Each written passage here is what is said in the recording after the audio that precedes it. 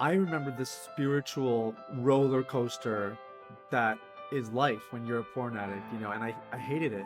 I hated the feeling great with God one day and feeling like, I got my faith in a good place, only to have a slip and then hurdling the disconnect and just feeling like, spirituality was just this tetherball, like going back and forth. I know for me, my relationship with God really it comes into that as well. I know it's one of the best things I can do is take those preventative measures.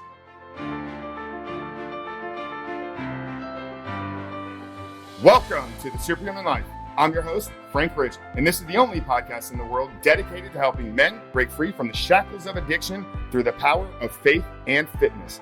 It is our goal with every episode to help you take back control and rebuild your body, mind, and spirit. And we do so by bringing you real and raw conversations with people just like you, aiming to find their place in this world while dealing with the everyday struggles and battles that we all face.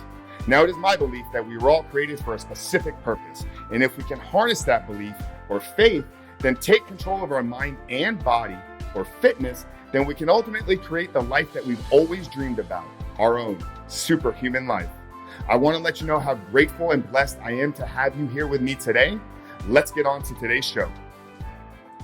What is going on, everybody? Welcome back to another amazing and awesomely exciting episode of the Superhuman Life. As always, I'm your host, Frank Rich, and guys, just got to tell you how incredibly grateful and excited I am to have you here with me today. We have a jam-packed episode with an amazing guest, somebody I just got connected with just a short while ago, but we work in the same space, we work in the same industry. We're both dedicated to helping men overcome and break free from their issues and addictions with pornography. And I'm so fired up to get into today's conversation. But before I get into introing our guests, let me just remind you guys what we're doing here and how you can help us. Obviously, this show is the only podcast in the world that is dedicated to helping men break free and overcome their issues with pornography through the power of faith and fitness. Now, how can you help us? Well, if you're finding value, if you're finding meaning out of these conversations, and you want to help us get this in front of more people, because guys, we're having incredible impacts all over the world, 70 plus countries now, and it's continuing to grow week to week to week to week. But we need your help to get this out in front of more people. So you can do that in two ways. If you're watching here on YouTube, obviously hit that subscribe button, turn those notifications on so you are notified every Monday when our new episodes release. But if you guys are listening on Apple, if you're listening on Spotify, Google Podcasts, any of those platforms, the best way to tell these algorithms, the best way to tell these platforms that this show, The Superhuman Life, is a show of meaning and a show of value is by leaving those ratings and reviews. So if you haven't done so yet, we always appreciate those 5-star ratings and written reviews only if you're getting the value out of it. If the shows aren't valuable, don't know what you're doing here, but if you feel that you need to let us know they're not valuable, go ahead and drop a 1-star rating and tell us where we can improve. Always open to that type of feedback as well. And then obviously, if this conversation or any of the conversations that we have had are valuable and to somebody else in your life, somebody that's going through something, do us a favor of leaving or sharing this with them. But let's get into introing today's guest. So we have a fellow porn recovery coach. And for those of you guys that don't know really my story and what led me to the work that I'm doing, I would recommend going back and listening to episode 1 to kind of get the foundation of how I got into this work. But our guest today is none other than Sathiya Sam. Sathiya is a Canadian activist. Now, after facing his own struggle with pornography, he created the Deep Clean program, which is a program helped to build, help men experience long-term freedom from pornography through a systematic process. Sathiya is a former pastor, fourth-generation pastor, who had struggles for almost 2 decades with pornography. And it wasn't until he found freedom that he knew that he wanted to help other men. So we unpack his story, his journey a little bit. We kind of get into some issues with Christianity in the church and why is porn such a glaringly obvious problem in the church. We talk about beliefs and how to develop the proper beliefs and how beliefs drive everything that you do. And I asked Sathiya what still motivates him today, being 5 years free. How does he still have the motivation? What still keeps him absolutely clean? So this is a jam-packed conversation, guys. You know how much I love talking about this issue, bringing on guests to help you, in your journey, in your struggles. Obviously, if you're enjoying what Sathiya is sharing, we have all his information to get connected with him online down here below. But without further ado, guys, let's get into today's conversation with Sathiya Sam and how you can break free and live a deep, clean life from pornography. Sathiya, my brother, welcome to the Superhuman Life. Thanks for having me here. It's great to be here, man. Yeah, man, really excited about today's conversation. It's not every week that we get, a fellow porn recovery coach. I don't really even know what we're supposed to call ourselves here. But for the audience out there, we're diving in deep today to the heavy stuff. Many of the listeners know, they know my story going back. If you haven't done so yet, make sure to go check out episode 1. But they know the work that I do, outside of running this podcast. And like I was telling you, I'm really excited to kind of dive into your story a little bit and kind of see where we see things the same and perhaps really hopefully maybe get a little bit different perspective on how guys can uncover if they have an issue, on some steps to recovery, on some tools, dealing with triggers, dealing with urges and whatnot. So yeah, that's kind of where I really want to take today. But Sathiya, I think the best place to maybe start is let's go through your story a little bit. I can't imagine that you just woke up one day and said, "Hey, I want to work in the industry of helping men break free from porn." Like, I don't think anybody ever, when they're filling out their high school, forms of what do you want to be when you grow up, is I want to be a porn addiction recovery coach. I don't think that was the case. So why don't you kind of take us a little bit through, your story and your journey and what led you, to the work that you're doing today with your company and your Deep Clean program. Yeah, your assumptions are correct. This was certainly not on the radar. And as I mean, very similar to you, Frank, it was a personal experience that brought me to this place. So I grew up in a pretty good home, loving parents. My dad was a pastor, so pretty, well, I would say a strong spiritual home, like not overly religious or whatever, but just whatever. It was normal. Went to a Christian school and I got exposed to pornography in the computer lab of my Christian school. So that's where it all happened. And it just goes to show you that, especially in this day and age with technology, internet, and everything else, no environment is really that safe from it. And so anyone who's had an experience with pornography knows that your first time is almost never the last. And that was the case for me. I struggled for about 15 years from there on. In high school, it was, a kind of a semi-regular thing. All my buddies kind of watched porn too. So there was kind of a social part of it that just kept it normal and kept me, I would say, feeling not really that bad about it. In university, you're talking about, career paths and stuff. My plan in university was to become a psychiatrist. And so I was studying the sciences and really working hard there. And in my pursuits, and kind of, I was very involved in the academic community there. And I was studying, working in labs, doing lots of extracurriculars. And all of a sudden, I just got confronted by all of this anti-God, very rigid atheistic beliefs. And I didn't know what to do with it. And it sort of threw my faith into a bit of a frenzy. I think that's kind of where the rubber hit the road. And eventually I did find God in all of that. And that would probably be another podcast for another day. But when I found God, I realized like I have to clean up my life here. There's certain parts of it that I need to get figured out. And some of it was my language. Some of it was just my own interest. I was a little bit carnal and a little bit vain. And then there was this pornography thing. And the other things were pretty easy to get rid of. It maybe took a little bit of time, but I couldn't for the life of me shake porn. And that's when I realized I really had a problem. This was not just something that I could get rid of whenever I wanted to. I was stuck. And that was about another 5 years of trying a bunch of things, really, for the most part, feeling like I was spinning my tires in the mud, trying to do stuff, not having much success, but eventually finding those things that do actually push the needle forward and really trying to double down on those. And February 2016 was the last time I watched porn. And when I reached that point, I thought I have to help other guys. I know my story is not unique, even though no one's talking about it. And so I kind of made this decision in my heart that I would one day, but I did wait a while. I wanted to know that I was free for sure because I had had bouts of freedom before. So after being free for about 2.5 years, I launched Deep Clean formally and began helping guys. And that's what I still do today. Yeah, that's amazing. A couple things we can really unpack there. So you talked about like this growing up in like a strong home, two parents, Christian upbringing in a Christian school, yet you still, were exposed to it. So, you know, I, I always try to preface things here. I'm never one to give parenting advice.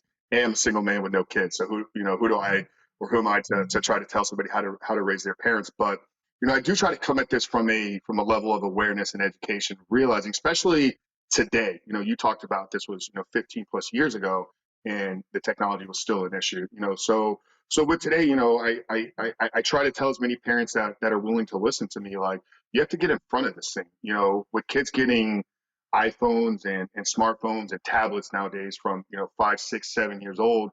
It's just going to be a matter of time before their eyes see something that their brain has not yet developed to handle. Yeah. So for you, what was that kind of first, response reaction like? Like what did you feel? What were you thinking internally? I can't imagine it was like, I need to go home and talk to my parents about this. And then, so that's, question one is like, what were you experiencing going through kind of internally? And second question, like, how do you speak to kind of parents today? Any tips, advice? We have a lot of dads listening, a lot of, a handful of moms, we have somewhat of a female audience, but mostly men out there. Like, how do you speak to men, not about their own issues, but, in getting in front of it with their kids? Yeah. So for me, like when I got exposed to it, it was completely innocent. Like I still remember my buddy came up to me. He's like, "Hey, he was a really good soccer player. He's like, "Hey, one of my team members told me to look up this website. It was whitehouse.com. Somebody owned whitehouse.com at that time and had converted it into a porn site. So whitehouse.com, and I just remember the shock of it. And I didn't even really understand what I was looking at, but he knew what it was right away. And it was like hands on the screen, like trying to cover it up. Like we were in a computer lab. We were kind of in a public place. Um, it wasn't. I didn't even really go home and think like, oh my gosh, that was amazing. I need to see it again. I was honestly just confused by what I saw. But of course, like I was about 11 years old, so you're developing. Your hormones start to increase, and in those development phases, I remember just wondering what that thing was and why it kind of like evoked that feeling in me. So eventually, it was probably a couple months later that I actually went back and looked for it again. And then it just gradually became a more frequent thing. So it was a lot of confusion initially, and then sort of a development into looking at it more regularly once I kind of understood what it was. Um, for parents, I think there's always two sides of this. The one side is some parents listening to this have kids who have already been exposed, and some parents have kids who are probably too young and maybe just want to be a little bit more preventative. So I'm going to try to speak to both. The preventative side, the biggest thing you can do is start the conversations early. You don't have to divulge everything, but what you're trying to do is you're trying to forge a path so that when your child encounters these things, the path is already there and it's convenient for them to have the conversations with you. Because if they don't have the conversations with you, if that path isn't there, they will go to another path of less resistance. That is just the reality. So the safer that you are as a parent, the better chance you have of actually having a voice in your kid's life as they develop sexually. And I think that's probably the best preventative measure you can have. Um, on the other side of it, if you have a kid who's already struggling, it's actually not that different. You want to have those conversations, and then you want to try to I forget who it was that said, but kids generally because they're less developed, they're hyper concentrated on pain and reward. And if you can attach some of their behavior to either of those things, it can really go a long way for them to at least get a bit of a perspective on what are the implications of what they're doing now for later on in the future. Because the reality is, like, the ramifications when you're 16 and watching porn, there are ramifications. It's not like there's no harm, no foul kind of thing, but they're minimal compared to when you go further in life. You want serious relationships. Maybe you start to develop that relationship with God a bit more seriously. And of course, I mean, that's still at play when you're a teen.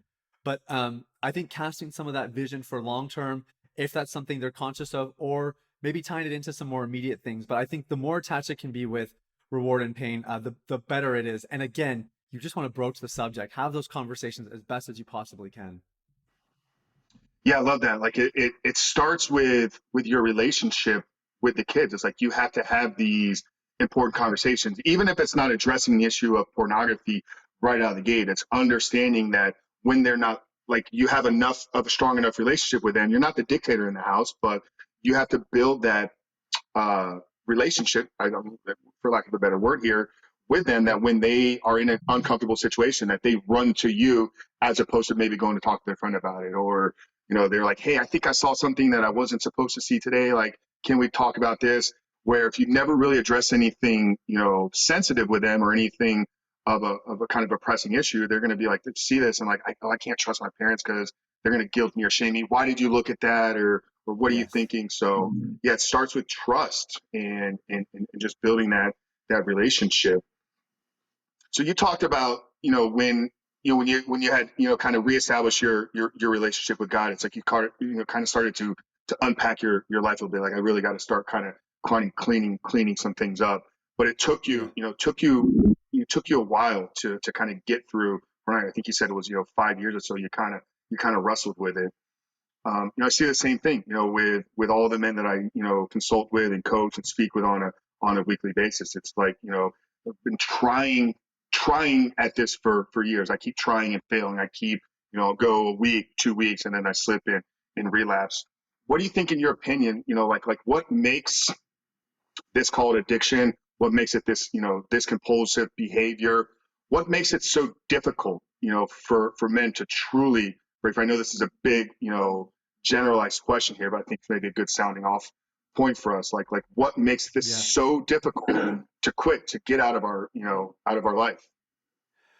And it's really tough. I think any kind of misbehavior that is associated with something primal is always going to be harder to combat. I mean, you do fitness stuff, Frank, so, or you did fitness stuff at least, so like, even food is a great example as well, where like food is a primal thing. Like, we need food to survive because it's so fundamental. Any kind of misbehavior there is going to be harder to correct, and it's going to have a more severe impact. And so I think sexuality is the same thing. Like, it's wired into who we are. It is a part of us. You can deny it, you can ignore it all you want. It's still going to be there. It's still going to be at play. And I think that's what makes it really hard. Like, the roots go deep when it comes to sexual behavior, whether it's good or bad. And I think very similarly, actually, like, to just run with that comparison of sort of physical health a little bit further. People love going on diets because, of course, if you go on a diet, it sort of gives you that quick gain. You kind of get that quick hit, and you get the sense of that immediate result. But really, the people that are going to be healthiest are the people who actually make changes that last the length of time. Things that are actually lifestyle. And it's not to knock diets, but rather it's to say that a diet in of itself is not enough. You're going to have to do a lot more than that for long-term health. And I think it's one of the traps that a lot of guys fall into is we'll throw it on an internet filter. I worked with one guy who his sort of tactic before was anytime he looked at porn, he had to make a donation to charity. So we kind of set up these things that, like, we try to sort of curb the behavior, but there's always something going on at a deeper level. And that, I think, takes a lot more work. Usually there's a little bit more discomfort and mess involved. And I think it's often what stops us from doing the work we really need to do to have those long-term results. Yeah, I love that. And, the analogy with food and nutrition. I mean, I shared this with Drew, mutual friend of ours, Drew Bow, when I was on his podcast. I mean, it's going on a year plus now. And he was like blown away that, I was doing this. But, one thing that we do early in the program is fast for 2 days. Oh, wow. And directly what you said, when, cause, food is something that is necessary for survival. Air, water, and food, the three things that we need to sustain our life.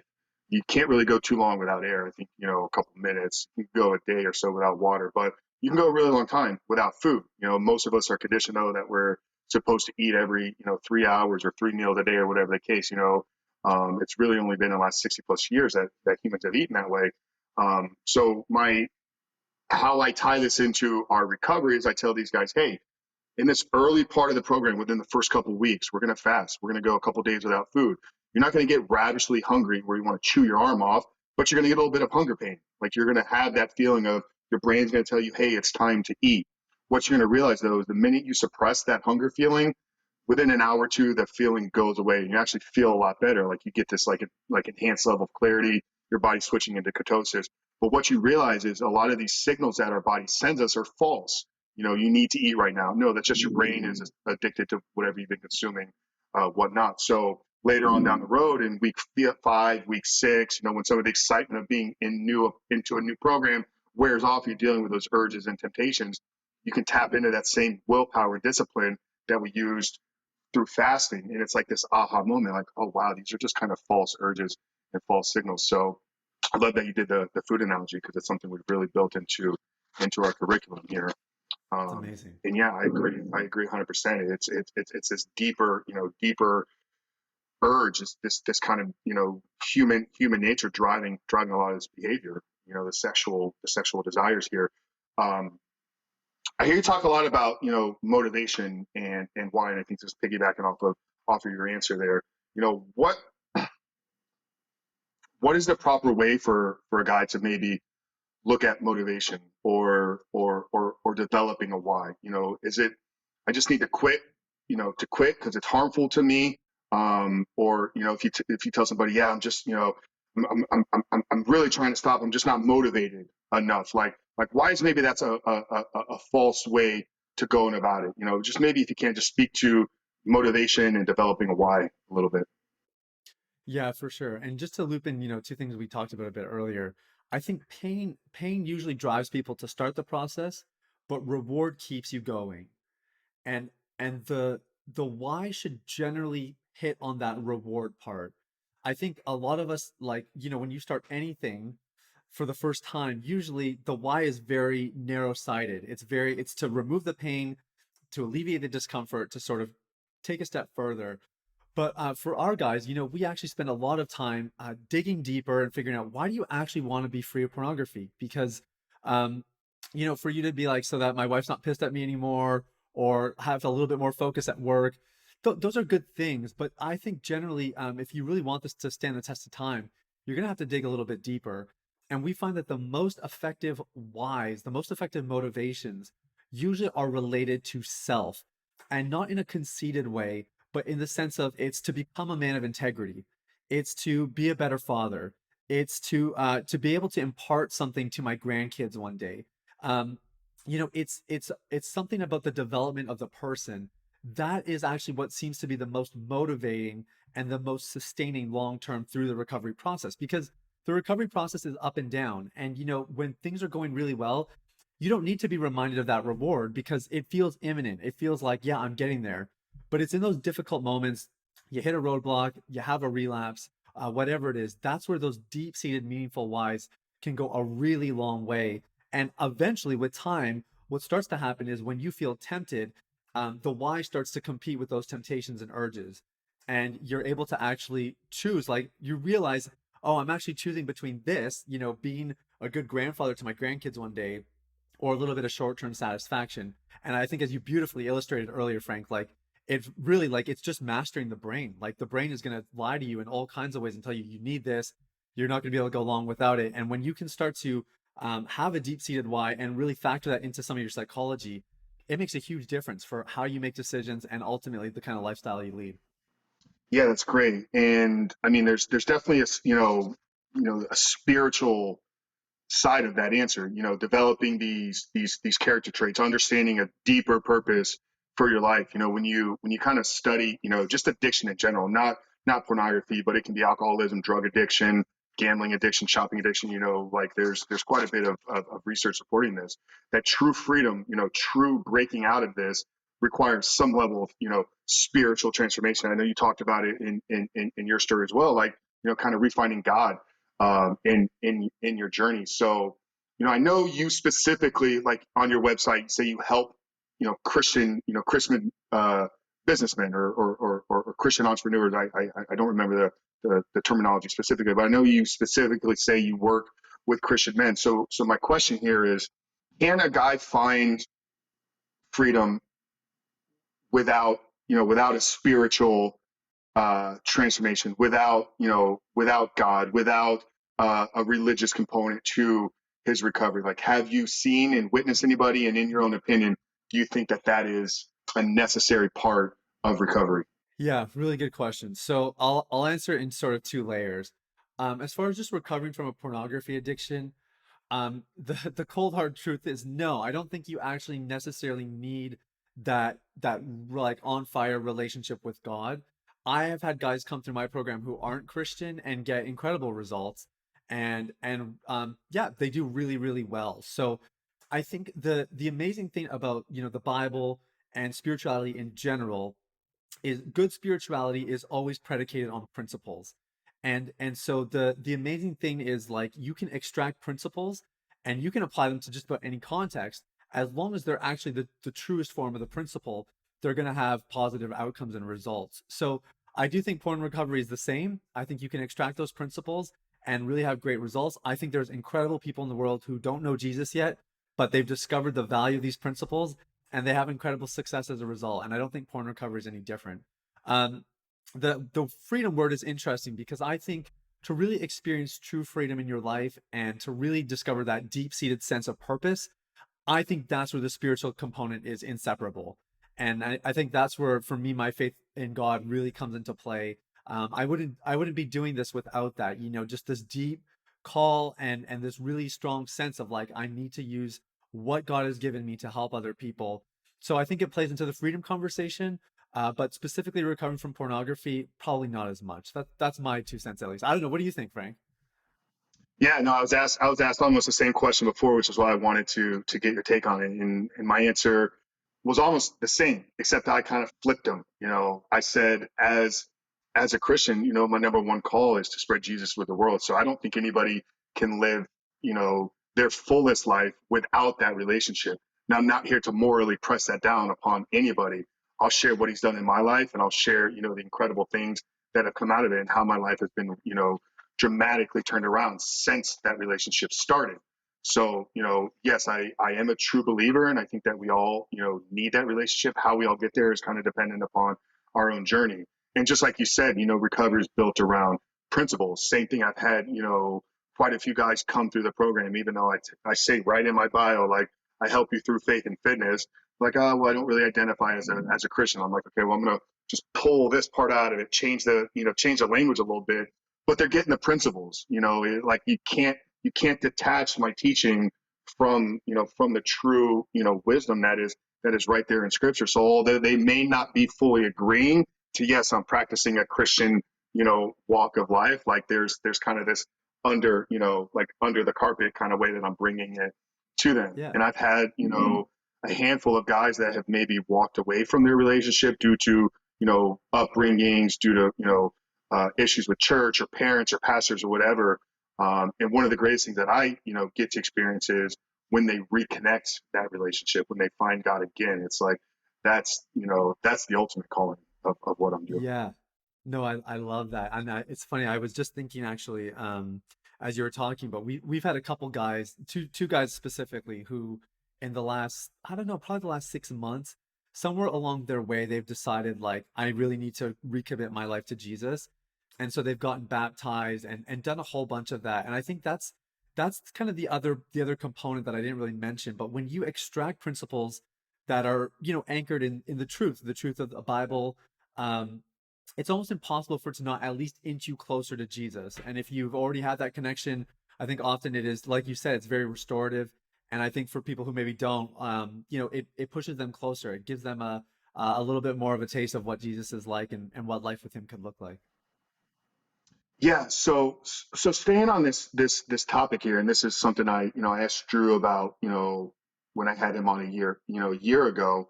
And I mean, my kind of perspective and knowledge on this has obviously evolved and grown in the last year. So I have a lot of strong opinions around how the church addresses this as well. So, when you look at statistics, you can say, 7 out of 10 men actively in the church, are struggling with this issue. Yeah. And once again, when you look at statistics about this anyways, you kind of have to take them with a grain of salt, because in order to get true numbers, like, you have to have true honesty.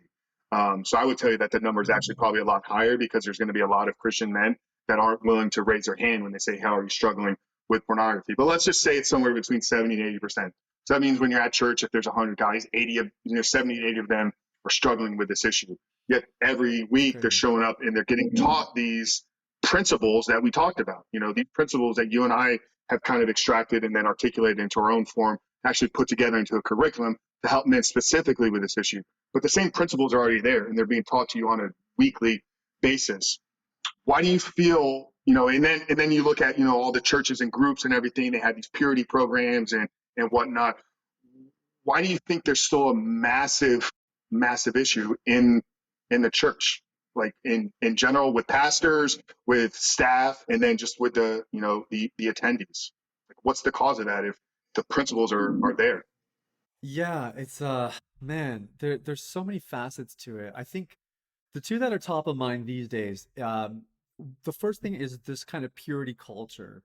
And I don't know how much you've heard about this. I'm starting to just hear like people talk about kind of this distinction between purity culture and sexual integrity. I don't know if you've heard much about it, but I think purity No, culture but is love to get into it. yeah, yeah. Purity culture is kind of this I don't know, it's sort of what like somebody like me grew up hearing. It's the don't have sex before marriage. You know, God gave you these urges, but you're to master them. If you don't, you're kind of this dirty, rotten sack of potatoes. It's all about like it's all about purity. It's all about abstinence. That's the whole emphasis. And what it's caused is a lot of disconnect because people feel guilty and ashamed for their sexual desires, God-given sexual desires. People don't know how to manage attraction and temptations, and they start to self-condemn for things that God is not even condemning them for, like finding somebody else attractive. As an example, there's nothing condemning about that. God gave you the attraction. You just have to learn to manage it. But of course, if you're not taught that, or you're not given permission to explore those parts of you in a godly way, you end up just feeling guilty. The only conclusion you can really draw from these messages is, well, then there must be something wrong with me. I must be kind of messed up. And it creates this sort of shaming that I think stops people from getting the help they need, either because it feels out of reach or because there isn't that safe outlet, that safe opportunity where they feel comfortable to open up and they actually believe it can help them. Um, and by the way, I'll round out that thought, and then I do want to mention one other thing. Sexual integrity is more like us having these conversations about it. We're talking about it. We're giving people permission to actually go there and to ask hard questions that might even be a little bit, I don't know, uncomfortable or offensive, but giving them permission to do it and to actually discover the parameters and the principles that the Bible's laid out for us, and see the value of it instead of just living by it because the pastor told you so. Now, to me, the other side of this and why it's such a problem in church is because pastors are struggling. And being a former pastor myself, and being a fourth generation pastor, as in my dad, grandpa, and great granddad were all pastors, I feel like I can at least talk on this a little bit. But you know, when the pastor of a congregation struggles with pornography, he immediately becomes the bottleneck for the rest of his congregation to get free. Because why on earth would he bring something in for his guys to get free of when he himself is struggling? He that's going to evoke this sense of hypocrisy. So leaders not getting help is a huge problem, and in my opinion, it is the problem in Western church for why we're not having these conversations and why people aren't getting the freedom they need. And as a pastor, and I did struggle for a little bit while I was a pastor, it's really hard. So it's not to, again, it's not to shame them and condemn them, because it is a really hard place. And most pastors are, you know, pastoring small churches. They don't have a lot of support around them or safe places they can go. And if they do go to those places, in some situations, it means they might lose their job. So like, there's a lot at stake there. And I think those dynamics are making it really, really challenging for the church to make any progress in this area. Yeah, I appreciate you sharing that about you and your experience. Like I told you before we started, I wasn't saved until 2018. So I lived 35 years, kind of, walking. I don't know if I would have identified as an atheist, agnostic. Like, I truthfully just kind of avoided the whole topic. I was like, oh, you guys are talking about that stuff. Like, check with me when you guys are done, and I'll kind of rejoin. Like, and maybe it was just cowardice or just the inability to kind of have difficult conversations. But I'm very new, so I'm experiencing and trying to learn and witness and go into every situation like openly while still trying to kind of form my own opinions on things. And I was having a conversation just this past week with somebody, about kind of pastors in general, and I think what you're saying here is so crucial, because here you just admitted, like, as you were working as a pastor, like leading sermons, like you were still struggling with issues. I feel so many people, like, they see their pastor and it's like they put them on this pedestal of like, oh, that's not another human being. That's somebody that's like above me. And it's not. They're a human being just like you, dealing with all the same struggles and all the same issues. It's just their calling has been to deliver the message and word of God to you. So we have to, we have to stop looking at them as like this special, unique individual. Yeah, they're unique and special in their own way, but they're not elevated above you, removing themselves from the same struggles that all humans have. I think that's so important. And then with the Yeah. purity, the sexual purity part, maybe this really helps me in the work that I do. Not being raised in that purity culture, like I experienced what life is like, sleeping around with anybody that was a willing participant, and if I ever have the opportunity to speak to young men about it, like obviously I'm going to walk the conversation very very carefully, but it does leave you in this kind of like meaningless empty place. Like, yeah, you could have sex, it's all physical, there's no real connection beyond just the physical experience. There's no deeper connection. There's no sense of love and bonding between two souls. And yeah, it feels good for short time, but then at the end of the day, like it's just really really meaningless. So I've made the commitment in my life to now abstain until marriage, and it's going okay. It's obviously tough, but Yeah. I'm just praying that it's not going to be a decade or so. But we'll see. I'll deal with that when that comes around. So Good for you, um, man. yeah. So I guess there's maybe an opportunity there to maybe ask another question in and around that. So if you have a guy that's coming to you, um, he's a single guy, so he's not married, but he's sexually active, and he tells you in his coaching, he's like, yeah, I date, openly. I'm out with girls, and I'm sleeping around and this and that. What is your advice to somebody that's struggling with a porn issue and is openly having casual sex at the same time? Do you advise them to, yeah, just what's your advice to a guy walking that line? Yeah. Um, I'm personally not too fazed by sexual promiscuity. If somebody's sleeping around, it's not necessarily the first thing I tackle. My area, of course, is always on more on the porn recovery side. But what I found for me at least, and the nature of my program is we're always trying to figure out why. Why are you looking at porn in the first place? And usually there's always things underneath the surface. It's a lack of connection. It's a fear of rejection. It's the sense of not being good enough. There's different things that sort of creep up to the surface, and usually it takes us a while to get there. But I find that those underlying causes that are causing a problem with porn are also contributing to the sexual promiscuity. Um, so for me, I'm much more interested in getting to the heart of the matter, because I'm pretty confident that if we can see that for what it's worth, then it will probably tackle some of the more visible components like sleeping around, and pornography as well. Yeah, it's a great Yeah. great way to look at that. No, and I agree, 100%. Like, same thing. They come in, it's like, we're going to do a full audit on everything in your life. Let's see where you're at. Let's see where it's been negatively impacted. And let's really establish, like, hey, why are you doing this? What's a bigger picture, called vision, for your life. And then from there, we can kind of see, okay, once we establish this beginning point and we have the direction of where we're going, does that even behavior align with what you're trying to do? And, go through Yeah. seasons and stages of life. So, um, bringing it back to kind of you and how you got into this. So, um, you had mentioned that you kind of knew it was an issue for a little bit. You wrestled with it.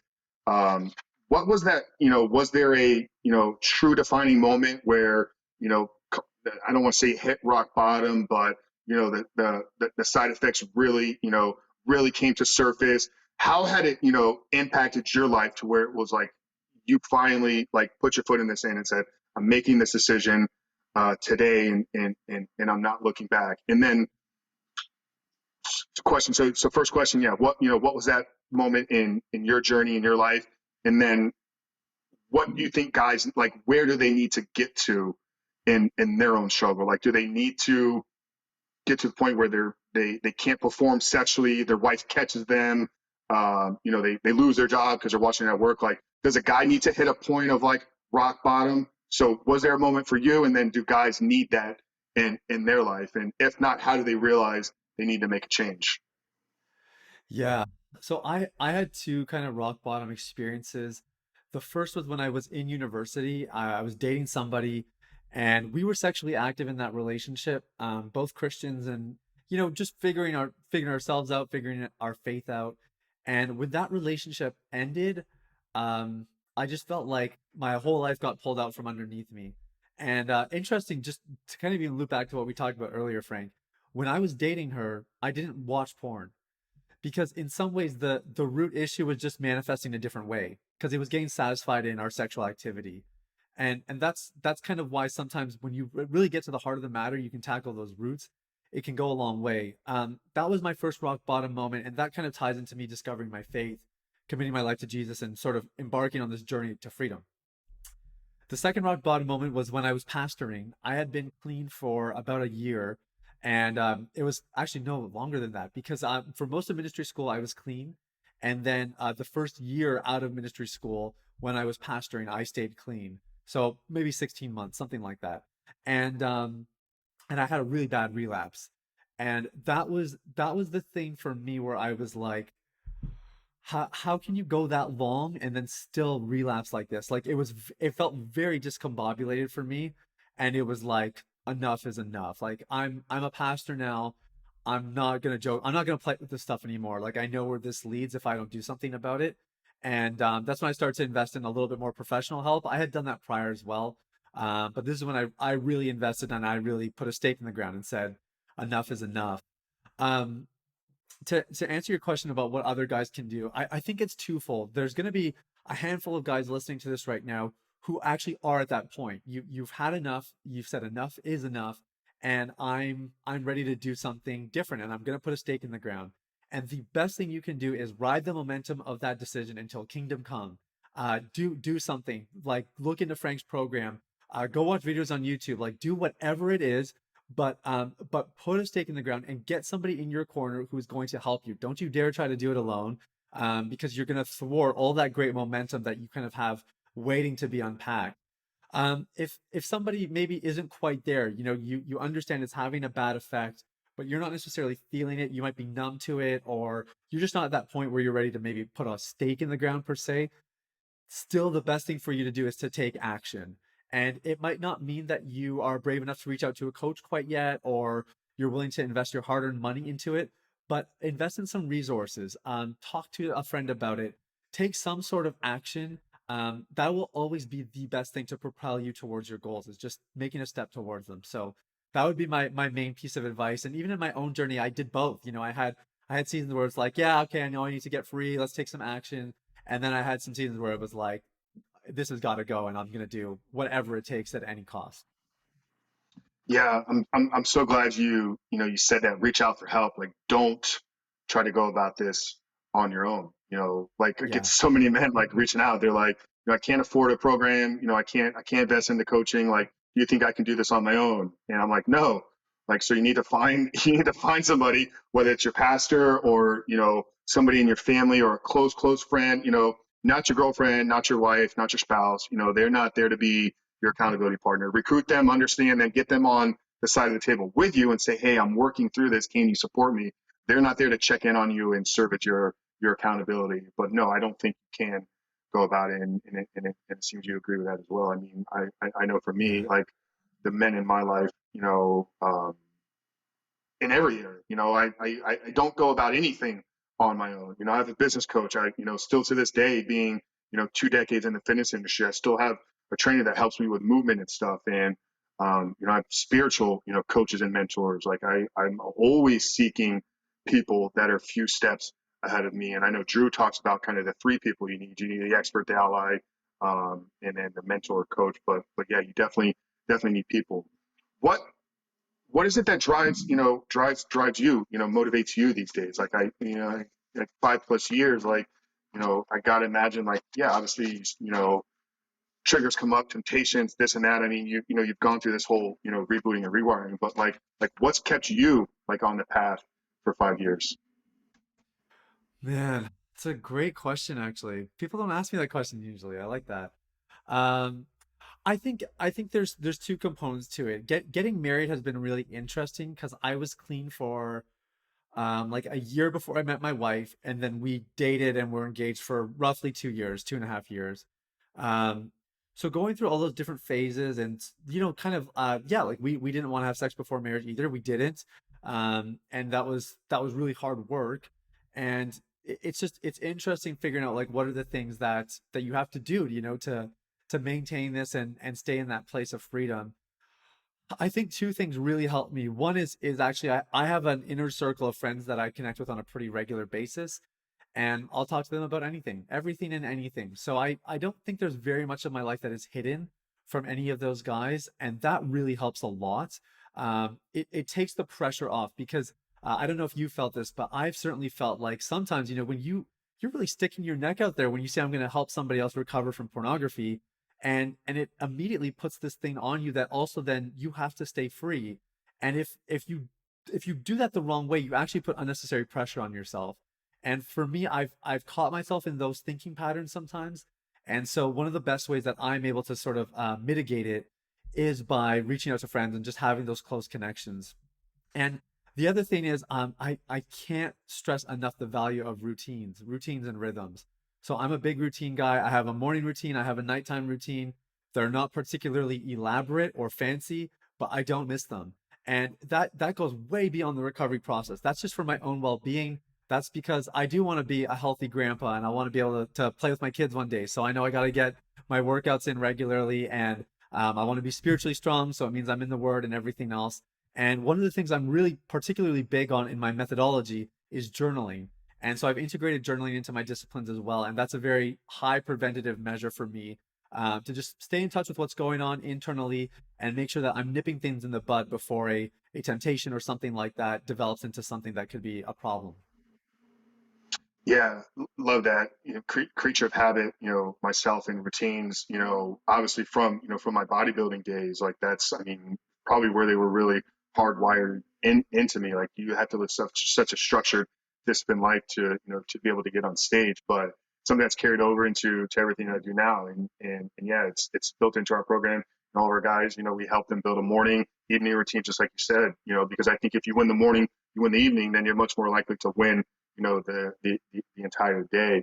Um, it's I don't know why I asked you that question. It wasn't even something that came up prior to us talking, but I love the response with how you kept yourself accountable. For me, it's really been like an added layer of accountability, not pressure. Like I don't know if I feel pressure because of what I do, but it definitely is a driving force for me to remain clean. I gave you kind of the brief, shortened version of my testimony that's been put out in the world. A couple 100,000 people have heard that, and then 50 to 60,000 people every month, hear and see my content. So there's definitely a layer of like responsibility that I feel now. Like I feel responsible to the world for what I do. And Yeah. I don't say that like that's grandiose, like I'm doing this amazing thing, because I don't really feel that I'm doing anything that anybody else couldn't do. But I do feel that it's a calling. I do feel that it is a part of my purpose here. So in order for me to fully embrace that, like I have to remain clean. Like there's not even a thought of going backwards. And I think for me, some of the work that I've done in the human trafficking space as well, I don't know how much you've talked about kind of the ties, and how much you understand like the true link between pornography and human trafficking. I'm sure you do. But being exposed to that side of things, and being involved in with a couple different organizations over there, like porn is not even appealing anymore. Like even the thought of it really just hurts my heart. So there's nothing even attractive to it. So there's been this enhanced level of responsibility to the world now, but then also just really being exposed to what the true industry really is. It's like, God, I wish I would have known this 15 years ago. Would have saved a lot of time and energy Oh yeah. in my life. No, it's really good. And I think one of the best ways you serve your clients is by taking good care of yourself, right? And so I think that's huge. That's really huge. And I know for me, the other thing I often think about is I remember the spiritual roller coaster that is life when you're a porn addict, and I hated it. I hated the feeling great with God one day and feeling like, I got my faith in a good place, only to have a slip and then hurdling the disconnect and just feeling like, spirituality was just this tetherball, like going back and forth, never really being able to break through. And so I know for me, my relationship with God really it comes into that as well. I know it's one of the best things I can do is take those preventative measures and stay free. And I know that if I have success and health there, then the other facets will take care of themselves. Yeah, that's great. That's great. Yeah. Can you talk to beliefs for a minute? I know Yeah. I know one of the things I see so common with guys coming here, it's kind of that lack of belief in themselves, because by the time, and I'm sure this is the same with you, by the time that somebody's reaching out to you, they identified there's been a problem for quite some time. They've probably tried and attempted on their own, which we've already addressed. Don't go and do this by yourself, but they failed. They're like, Yeah. I can go 7 days and then on day 8 I slip, or I go day 29 and then I slip. So it's like this uh, unconscious like lack of belief in themselves. And I know you articulate beliefs so well. So yeah, can you kind of just speak to beliefs and the importance of having proper beliefs in finding, Yeah. freedom in recovery from porn? Yeah, yeah. So the truth of the matter is you cannot outbehave your beliefs. So you can talk a big game all you want, but ultimately what you believe will always be revealed by how you act and how you behave.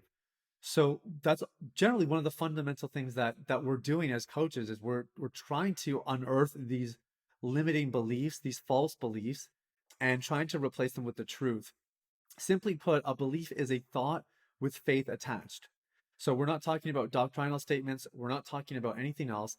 A belief is simply a thought with faith attached. So it could be a good thought, it could be a bad thought.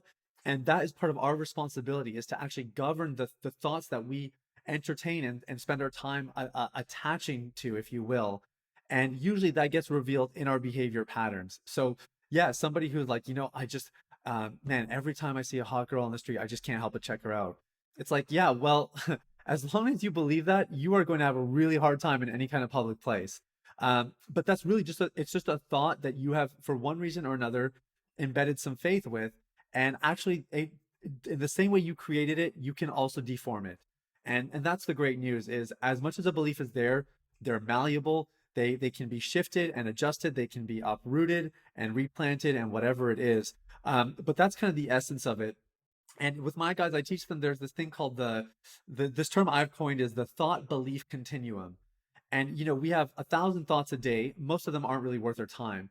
But what happens is there's a handful of thoughts that for one reason or another we start to believe in. They get socially reinforced. Somebody that we trust talks about them. We see them in multiple places. There's a couple different things that contribute, but they push these thoughts along this continuum. And as that continues to happen, eventually they reach a place where they're a belief. There's something that we actually really believe in our heart of hearts, and it starts to dictate and influence our behavior. And so a lot of the work that we do in Deep Clean is actually just identifying, okay, what are the beliefs that have maybe got there that need to go? Let's tackle those. We'll get rid of them. And then what is the truth? And it's not just about telling you the truth. It's actually teaching you how to cultivate faith and belief in the truth until it actually reaches that deep rooted level. So that's for me kind of my approach to beliefs. I think everything is beliefs. I mean, if I was going to try to will my course down to a couple really fundamental components like bare bones, that would be at the heart of it for sure. Yeah, that's incredible. Had Dr. Caroline Leaf. I don't know if you're familiar with her work. She's a Yes. neuroscientist who studies Yes. really the mind brain connection. And when she was talking about where do thoughts come from and their association and connection to memories. It's like she had these trees.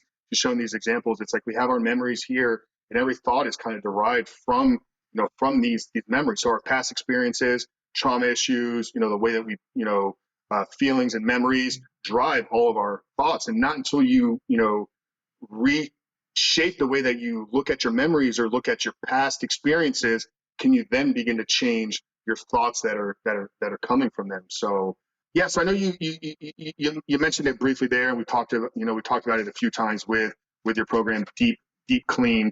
You said you had to tie it down. It'd really be about shifting and altering guys' beliefs. Can you kind of give us I don't know if there's a more simple way than that, but just kind of break down like your program. If there's guys out there that are interested in connecting with you, where can they be? But yeah, I mean, where should a guy be at in his life, like coming into your program, and kind of just kind of explain like what it looks like, and maybe share some wins or successes that you've recently had with students. Yeah, for sure. So, deep clean basically is predicated on this idea that all behavior is rooted in belief. So behavior is kind of like the plant, and belief is the roots underneath. And I think a lot of solutions out there for porn recovery specifically are like lawnmowers to the weeds. So they cut them off, but they don't actually uproot them. And what we try to do at Deep Clean is we actually put some gloves on, and we do a little bit of dirty work, and we try to get to those roots and uncover them, and then, like I said, replace them with the truth. We accomplish this through three primary ways. The first is cultivating emotional fitness. Um, I kind of draw a distinction between emotional health and emotional fitness. You can be healthy. Just because you're healthy doesn't mean you're fit. And so I think a lot of guys learn how to sort of get in touch with their emotions. There's lots of programs out there that do that. Not a lot of them teach you actually how to be emotionally fit. As in, fitness would look like you see somebody attractive down the street, and you notice that your urges start to rise up, or this thing in you, and you have enough awareness that you know how you need to respond in that moment to ensure it doesn't develop any further. And when you only have emotional health, that might look like you go home and you think about, yeah, okay, wow, I don't, I, you acknowledge it and you can kind of identify it. But fitness is that next level where you're apt to respond to conditions that maybe you weren't prepared for. The second thing is recovering from the past, and we really do believe in exactly what you just mentioned. That whole concept that there are contributing aspects of your past that need to be resolved, and we provide specific tools on how to sort of identify those and work through them. And then the last thing is building an identity in Christ, and this is really where it all culminates, and it sort of cultivates that healthy belief system. And I kind of liken it to, it's like upgrading the software for your system. Like if you if you have all the best hardware in the world, but you have a really outdated software, it doesn't matter. Like it doesn't matter how great your hardware is. It doesn't matter how much you invested in it.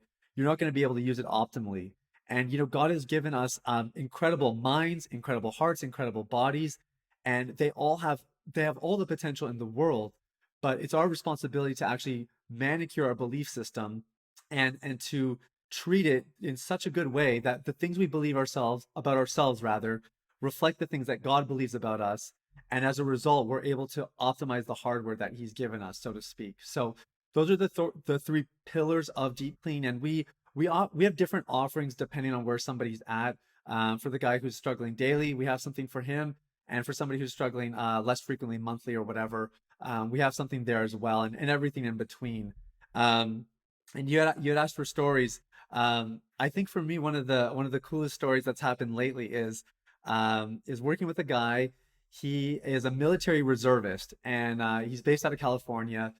Got connected with me through, I think it was through a mutual friend actually, and just totally fed up. Like he's looking at pornography daily, masturbating daily, and honestly has no idea what to do. And he's done a 12-step program, and he's reached out to accountability partners, and he's tried the whole gamut. So he comes to me, and I kind of explain to him everything, and he says, okay, like I have to try something. He was certainly at that point where he had put a stake in the ground and said enough was enough. And so he's been going through the course, and he wrote me an email probably about 6 weeks ago. And while he's been doing the program, he's been seeing his counselor. So his counselor says to him one day, "What have you been doing?" And he says, "Well, what do you mean?" And the counselor says, "Well, you're much more connected to your heart, and you're conducting yourself with a lot more peace and just a lot more comfort in your own skin." And he says, "Well, I am doing this program. Here's some of the things we've been going into." And he said, "Well, whatever you're doing, keep doing it."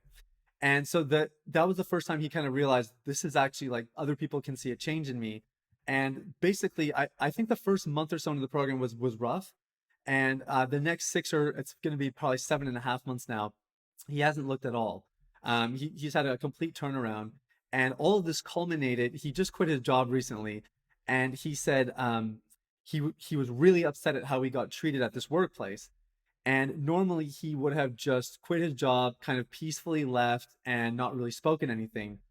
But he said he's been really finding his voice, in discovering his identity, in building some of these emotional tools and stuff. He's finding his voice. He's wanting to speak up for himself. And so he just said, I sat down with my supervisor. I had a really honest conversation. And he said, I would have never done that a couple of years ago because I just didn't have the strength within myself. I didn't have the confidence and sort of the composure to be able to handle a conversation like that. And he said it felt amazing. It wasn't like a really smooth conversation and they were super happy about it, but it just felt good to actually stand up for myself. And I think for me, that's what it's all about. It's just about that transformation of the man. And when you can get transformed at an inner level, the external parts just take care of themselves. Yeah, love that. And that was something getting into this work, like just a little over a year ago. Like I wasn't expecting, like, hey, I told you, like, I had no idea what I was doing. Like when I started, and I was like, sure, I'll try to help you. And had to, obviously study the brain and, got an addiction certification and kind of went down the whole rabbit hole of working with neuroscientists. And it's like, okay, this is amazing. Like now I'm going to help guys just remove porn. And it's like, what I'm realizing is that's like this much of like actually what I do. Like we get through that in the Yeah. first couple of weeks, and then it's like literally transform their lives. And I mean, just like you're saying, like this guy is people are seeing it in him. I can't tell you how many stories I've heard about people's coworkers and employees and spouses and friends. And one client that I'm still working with, he's right at the end of month two. It's like one of his friends that's been an atheist for 25 years, like saw this shift and transformation in him. And he's like, dude, like let's get baptized together. And now his friend has been saved. Wow. It's like, because when you really Wow. change that heart, you change that heart, you change the way that present yourself to the world. So, Sathiya, this has been absolutely incredible, man. I appreciate you so much for coming on and sharing your story and sharing what you're doing with your guys over there at Deep Clean.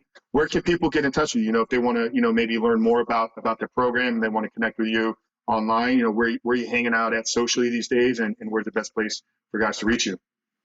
Yeah, best place is definitely getadeepclean.com. I would highly encourage anybody to who's interested to sign up for my mailing list. I send out a weekly newsletter with kind of latest findings from research, things I'm discovering, and just some really practical insights and tips. And I'm Sathiya Sam on Instagram if you want to find me there as well. I would be happy to connect. And I just want to say, Frank, I really appreciate what you're doing. We said this before we were recording, but somehow I sort of caught wind of your stuff. And yeah, what I think what you're doing is amazing. And you've mentioned this a couple times, and it's true. You really do have a unique take on it. And I really hope you keep getting your message out there. Keep helping guys, man. I'm so uncompetitive about this. I just feel like it's such a big problem. Like we need as many people as we can on board, offering their take, offering their wisdom and their insights. And thanks for all you're doing, man. I hope you keep doing it, and I hope we get to keep running together, helping more guys.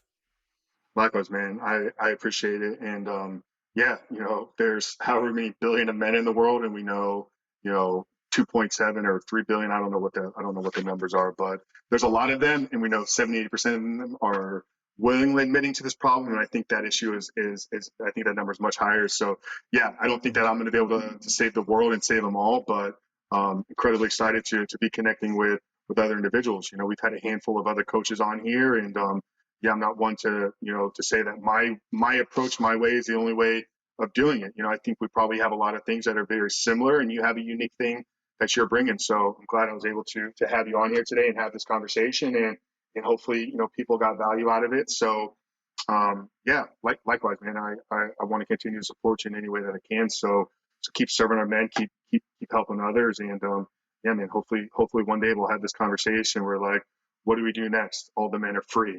Yeah. But I know we got a long road ahead of us. So, Yeah. one question we end every podcast with, a little off topic of what we discussed here today, but obviously the title of the show is The Superhuman Life. I told you a little bit about kind of my story and what led me to creating and launching this back in July of 2019. But it was really a result of like I said, my own journey, like walking life alone for 35 years. Thinking that I had all figured out, getting knocked down multiple times, and ultimately getting to the point where I I surrendered my life fully to Christ. And it was in that that I realized, yeah, I can have all the tools. I could be the strongest, greatest bodybuilder that I could potentially be. But if I didn't have that relationship, if I didn't have that connection, with a higher power, God, or however you want to define that, then ultimately I was limiting my own abilities. So when I talk about a superhuman life, for me, it's really a belief system. It's a way that, understanding I was put on this earth for a purpose.